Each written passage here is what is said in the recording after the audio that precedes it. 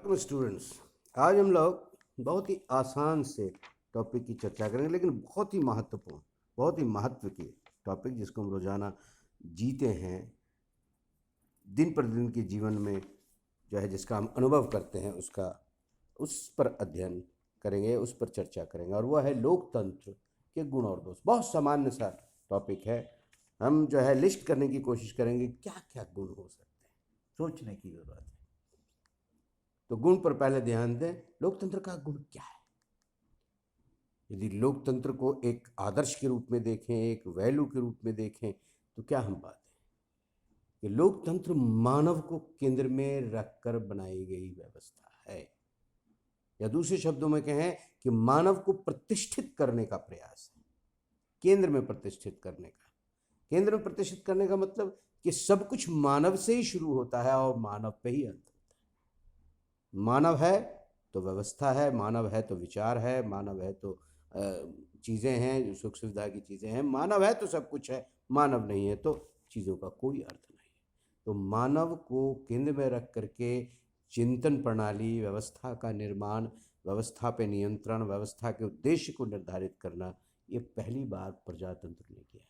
प्रजातंत्र एक ऐसी विचारधारा है जो मानव को एक बुद्धि वाला व्यक्ति, एक तार्किक व्यक्ति के रूप में स्वीकार करता है, और ये मान करके चलता है कि मनुष्य में सोचने की क्षमता है, और सोचने की क्षमता है तो वह अपना हित जो है वो जानता है, अपना हित और दूसरों के हित में जो है वह सामंजस्य पैदा कर सकता है। वो उसको क्या चाहिए क्या नहीं चाहिए इसके बारे में बेहतर तरीके से जानता है, इसलिए उसकी अनुमति के बिना उसके लिए कुछ भी किए जाने की आवश्यकता नहीं है। तो पहली चीज़। दूसरा चीज़, उच्च आदर्शों पर आधारित है। आप अब तक सब इतिहास में सभ्यता ने जो उच्च आदर्श स्थापित किए, जैसे स्वतंत्रता, एक बड़ा आदर्श है, एक बड़ा बड़ा कॉन्सेप्ट है। जितने भी महान विचारक हुए हैं उन्होंने इस पर अपने विचार दिए। स्वतंत्रता का अर्थ क्या है, क्यों मनुष्य को स्वतंत्र होना चाहिए, समानता, न्याय, ये बड़े बड़े तत्व हैं। भ्रातृत्व, ब्रदरहुड, ये जो आदर्श हैं, इन आदर्शों को स्वीकार करके जो व्यवस्था बनती है वो व्यवस्था प्रजातंत्र है। प्रजातंत्र व्यक्ति की स्वतंत्रता पर टिका हुआ है। केवल स्वतंत्रता नहीं, प्रजातंत्र जो है समानता के मूल्यों को भी समाहित किया। स्वतंत्रता जितना महत्व रखती है उतना ही महत्व समानता का है। सभी स्वतंत्रता यदि एक को मिलती है तो दूसरे को भी मिलनी चाहिए, समान रूप से मिलना चाहिए। एक को कोई अवसर मिलता है, दूसरे को भी मिलना चाहिए। और न्याय, न्याय जिसके किसी में असंतोष नहीं है, सभी को लगे कि व्यवस्था ने उनके साथ न्याय किया है, और जो अन्याय कर रहा है, जो अत्याचार कर रहा है, उसको दंडित करने का काम कर रहा है। तो उच्च आदर्शों पर आधारित व्यवस्था यदि कोई है तो है वो लोकतंत्र। सबसे महत्वपूर्ण चीज, एक जनता की इच्छा पर आधारित शासन व्यवस्था है। गवर्नमेंट यहां पर निरंकुश नहीं है, अमर्यादित नहीं है, डिक्टेटोरियल नहीं है, राजा या रानी या शासक की इच्छा पर निर्भर नहीं है, बल्कि प्रजा शासक है, प्रजा संप्रभु है, नागरिक संप्रभु है। वहां से शक्तियां निकलती हैं, और शासक या राजा जो भी शक्तियों का प्रयोग करता है वह सब नागरिकों द्वारा प्रदत्त है। तो जो भी शासन व्यवस्था है वो नागरिकों की इच्छा पर आधारित है। नागरिक ने अपने लिए, अपने जीवन को बेहतर बनाने के लिए, सामाजिक जीवन को संगठित रूप से संचालित करने के लिए, शांति स्थापित करने के लिए, अपने जीवन को सुरक्षित रखने के लिए एक शासक, एक शक्ति के केंद्र की स्थापना करता है, उससे अपेक्षा रखता है कि वह उनके द्वारा निर्धारित उद्देश्यों की पूर्ति में उनकी सहायता करेगा। तो जो है प्रजातंत्र क्या है? जनता की इच्छा पर आधारित शासन। अगला गुण है कानून के शासन की अवधारणा पर आधारित। कोई बड़ा कोई छोटा नहीं है, कोई शक्तिशाली जो है कोई निर्बल नहीं है,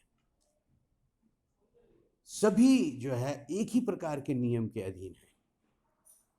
नियम किसी के बीच भेद नहीं करता, और ये नियम पूर्व निर्धारित है।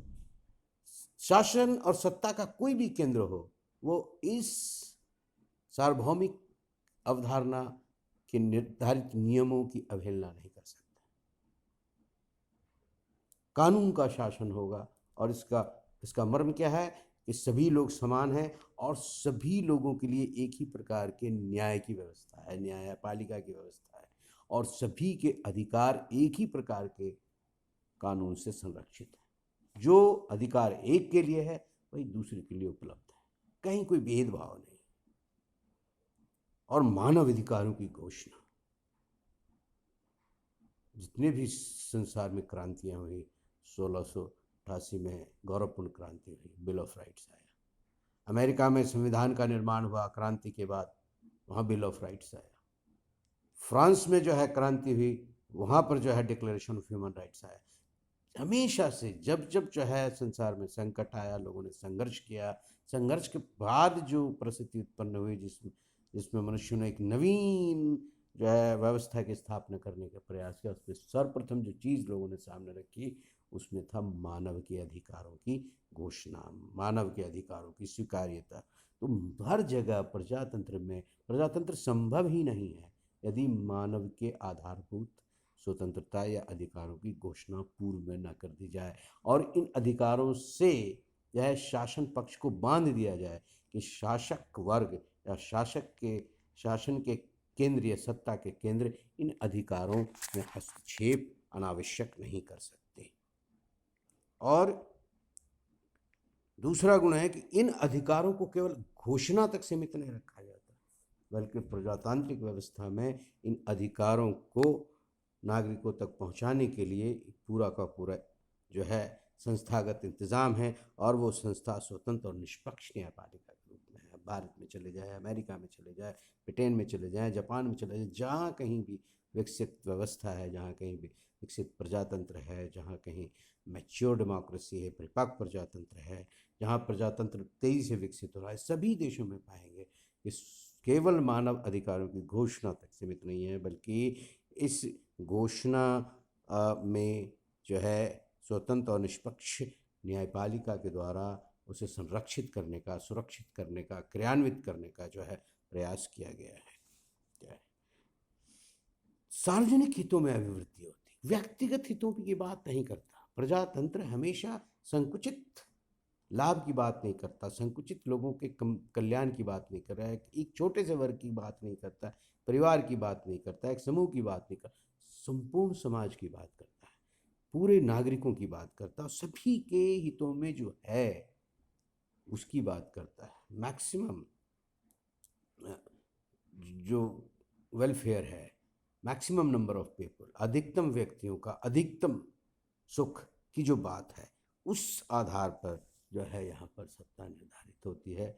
सत्ता का जो दृष्टि है निर्धारित हो, तो सभी के हितों को जो है व्यापक रूप से ध्यान में रखा जाता है। एक कुशल शासन प्रणाली भी कही जाती है, जहाँ कुशलता का मतलब है जहाँ निर्णय जो है बहुत ही, यहाँ पर कुशलता का अभिप्राय है कि निर्णय जो लिए जाते हैं वो काफ़ी परिपक्व निर्णय लिए जाते हैं। भिन्न भिन्न जो है जितने भी स्तर पर निर्णय लेने की व्यवस्था है वहाँ पर चर्चा परिचर्चा के बाद जो है निर्णय लिए जाते हैं, इसलिए किसी प्रकार की कमी की कोई गुंजाइश नहीं रहती, किसी प्रकार की कमियों की गुंजाइश नहीं रहती।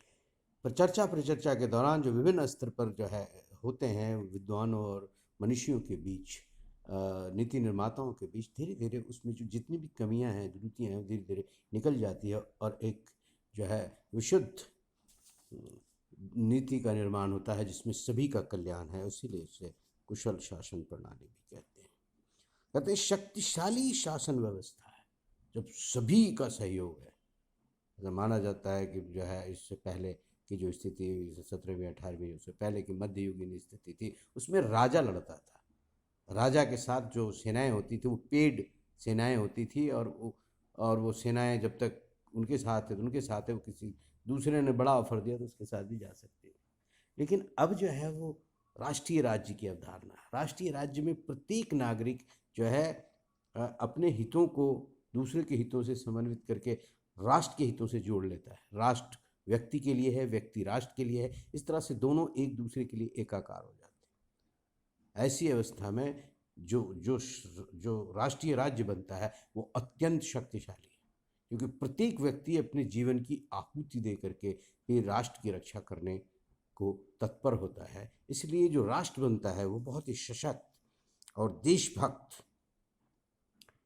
जो है राष्ट्र का निर्माण होता है। ये एक राजनीतिक प्रशिक्षण का भी एक बहुत बड़ा अवसर प्रदान करता है।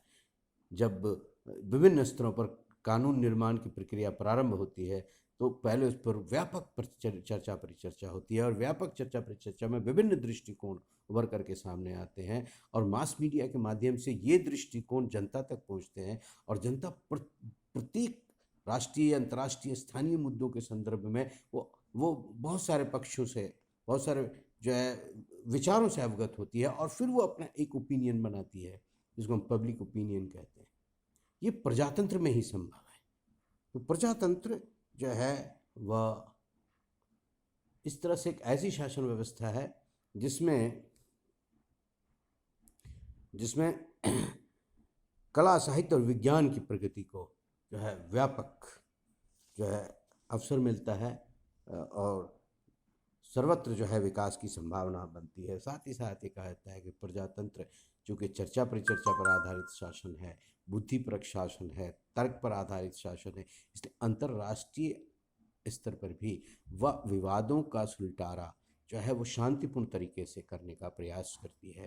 अंतर्राष्ट्रीय स्तर पर भी वो कुछ आधारभूत नियम उपनियम की बात करती है। अंतर्राष्ट्रीय स्तर पर ही वो नैतिकता की बात करती है, और जो है विभिन्न प्रकार के जो बहुराष्ट्रीय संगठन हैं, मल्टीलैटरल ऑर्गेनाइजेशन, उसके माध्यम से जो है प्रगति का स्वप्न देखती है। तो इस प्रकार से ये विश्व शांति का द्योतक है। तो ये जो पक्ष है वो है कि लोकतंत्र के गुण क्या क्या है। दूसरा पक्ष है जो आलोचक हैं वो उसके अवगुण की गिनाते हैं। पहले अवगुण कहते हैं कि अयोग्यों का शासन, इसमें योग्यता है ही नहीं, और सबसे सशक्त जो तर्क दिया जाता है कि छोटे से छोटे पद के लिए भी कोई ना कोई योग्यता की आवश्यकता होती है। लेकिन राजनीति में, प्रजातंत्र में देखेंगे बड़े से बड़े पद, शासनाध्यक्ष का पद के लिए कोई योग्यता नहीं है, इसलिए कोई भी व्यक्ति जो है उस पद तक पहुंच सकता है, और चूंकि योग्यता नहीं है उसकी, इसलिए वो उस पद के साथ इंसाफ नहीं कर सकता, इसलिए इसे अयोग्यों का शासन कहते हैं। दूसरा है प्रकृति के विरुद्ध शासन। आलोचक कहते हैं कि संसार में आप देखेंगे कि जो है जन्म से ही आदमी कुछ बुद्धिमान है, किसी में बुद्धि विकसित है, किसी में शारीरिक बल पाया जाता है। ये प्रकृति ने डिवीजन किया है, इसे इंसान ने नहीं किया है। तो प्रकृति जो है एक और बुद्धि देता है तो दूसरी ओर शारीरिक शक्ति देता है। तो जिसे बुद्धि मिली है उसे ही शासन करना चाहिए, क्योंकि बुद्धि से ही, तर्क से ही वो समझ सकता है कि शासन का उद्देश्य क्या है। यदि हम सबको बराबर कर देते हैं तो क्या है, हम प्रकृति के विरुद्ध हो जाते हैं। इसलिए ये अप्राकृतिक व्यवस्था है, प्रकृति के विरुद्ध व्यवस्था है। हम प्रकृति को पलट देना चाहते हैं जो कि उचित नहीं है। तीसरी बात आलोचक कहते हैं अनुत्तरदायी शासन व्यवस्था, जहाँ सबका उत्तरदायित्व होता है वहाँ किसी का उत्तरदायित्व नहीं होता। ये सामान्य सा सिद्धांत है, और इसीलिए प्रजातंत्र में जो व्यवस्थाएं बनती हैं उसमें यही देखा गया है कि कुछ दिनों के बाद उदासीनता आ जाती है, और जो भी संसाधन होते हैं उस संसाधन का दुरुपयोग होता दिखाई देता है, क्योंकि किसी का भी उत्तरदायित्व नहीं है कि उन संसाधनों का संरक्षण करे, उन संसाधनों का अधिकतम लोगों के अधिकतम सुख के लिए जो है उन संसाधनों का उपयोग करें। इसलिए ये शासन व्यवस्था जो है एक अनुत्तरदायित्व के भाव को जन्म देती है, और इसलिए इसे अनुत्तरदायी शासन कहा जाता है। खर्चीली शासन व्यवस्था है, अपव्ययी शासन व्यवस्था है। निसंदेह जो काम एक व्यक्ति कर सकता है उसके लिए जो है एक एलैबोरेट अरेंजमेंट है, केंद्र से लेकर के राज्य और राज्य से लेकर स्थानीय तक जो है भिन्न भिन्न प्रकार की संस्थाएं हैं, उसमें जो है सैकड़ों हजारों सदस्य की नियुक्ति होती है, और कोई भी निर्णय जब लिए जाना होता है तो हर स्तर से गुजर करके जो है अंत में उस पर निर्णय लिया जाता है। तो निर्णय लेने के लिए जो संस्थाएं हैं ऊपर से नीचे तक जो है असंख्य हैं, और इस पर जो है राष्ट्र के संसाधन का एक बड़ा हिस्सा खर्च होता है, जिस कारण इसे खर्चीली शासन व्यवस्था कहते हैं। इसे अकुशल शासन व्यवस्था भी कहते हैं। यदि निर्णय लेना हो, और खास करके संकट काल में ये बहुत ही कमज़ोर शासन व्यवस्था है, क्योंकि जब संकट होता है तो तेजी से निर्णय लेने की आवश्यकता है। लेकिन हमारे यहाँ निर्णय लेने के लिए जो है बहुत सारी संस्थाएं हैं, चाहे संसदीय प्रणाली हो, चाहे अध्यक्षीय प्रणाली हो, उसमें किसी में भी निर्णय लेने के लिए कैबिनेट है, विधायिका की बैठक बुलाई जानी है, विधायिका में हजारों सदस्य हैं, सभी को इकट्ठा किया जाना है, उसके बाद जो है कोई प्रस्ताव रखा जाना है, प्रस्ताव पर चर्चा परिचर्चा होनी है, उसके बाद जाकर के कहीं जो है निर्णय लिए जाते हैं। तो निर्णय लेने में जितनी देरी होगी, समस्या उतनी ही गंभीर होती जाएगी, और इसी कारण इसे अकुशल या संकट के समय बहुत ही कमज़ोर शासन व्यवस्था के रूप में देखा जाता है। एक और चीज़ है, राजनीतिक दल। एक स्वस्थ राजनीतिक दलीय व्यवस्था यदि है तो अलग बात है, परंतु प्रायः देखा गया है कि राजनीतिक व्यवस्था में जहाँ कहीं प्रजातंत्र है, वहाँ पर राजनीतिक दलीय व्यवस्था जो है, दलीय व्यवस्था के जो अवगुण हैं उससे प्रभावित होती है। और दलीय व्यवस्था का अवगुण क्या है? दलीय व्यवस्था में प्रत्येक दल के पास अपना एक प्रोग्राम है, एक विचार है, और वह समाज में जो विभाजक रेखाएं हैं उसको तलाशती है, और उसको मोटा करके अपने पक्ष में जो है एक वर्ग के समर्थन को लेने का प्रयास करती है। इससे समाज कमज़ोर होता है, समाज में जो विभाजक रेखाएं हैं वो बढ़ती हैं, समाज में वैमनस्य बढ़ता है, और समाज में पारस्परिक जो है सहयोग के बजाय पारस्परिक असहयोग बढ़ जाता है, घृणा बढ़ जाती है, हिंसा होने लगती है। ये सब जो जो दुष्प्रभाव हैं, कुप्रभाव है, ये राजनीतिक दल के जो विचार हैं, इसके कारण समाज में देखने को मिलता है। इसलिए प्रजातंत्र कभी कभी सशक्त राष्ट्र बनाने के बदले समाज को बहुत कमज़ोर कर देता है, राष्ट्र को बहुत कमज़ोर कर देता है, चूँकि वह जो है प्रत्येक भिन्नताओं को जो है वह भुनाने का काम करता है, उस भिन्नताओं के आधार पर वो समाज को बांटने का काम करता है। भ्रष्टाचार का बोलबाला होता है।